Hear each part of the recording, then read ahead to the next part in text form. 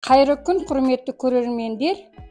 Міне қазір 5 минутта дайын болатын осындай салат жасайтын боламыз. Греческий салат дейміз. Міне алдымен қабығын аршып, артық жерін алып тастаймыз. Қабығын түгел аршымаса да, жартылай аршыса да болады.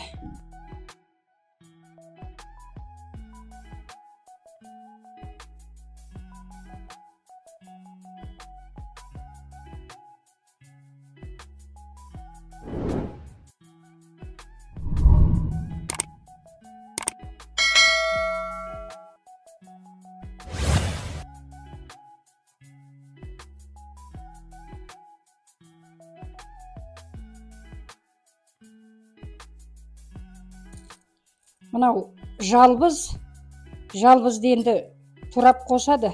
Менікі енді кептірілген. Енді әркім, мен мысалы жалбызды өте қатты жақсы көрмеймін. Кейде балалар жемей қалады. Лимонның суын тамызамыз, сығып. Кішкентай чай қасықпен 1 қасық деп есептелінген. Сондықтан мен оның жартысын сығамын. Қара бұрыш қосамыз. Енді әркімнің өзінің қалауы. Енді мен қара бұрыш қосамын. Мынау греческий йогурт дейміз. Осы йогуртты араластырамыз.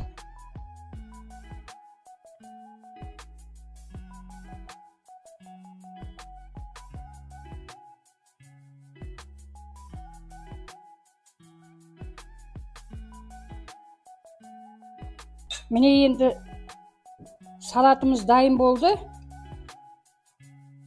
Оны ыдысқа саламыз.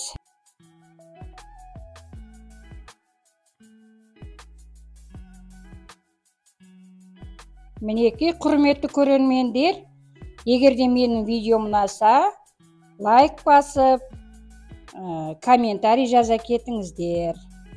5 минутта дайын болатын 5 минуттық салатымыз осы. Келесі кездескенше аман сау болыңыздар.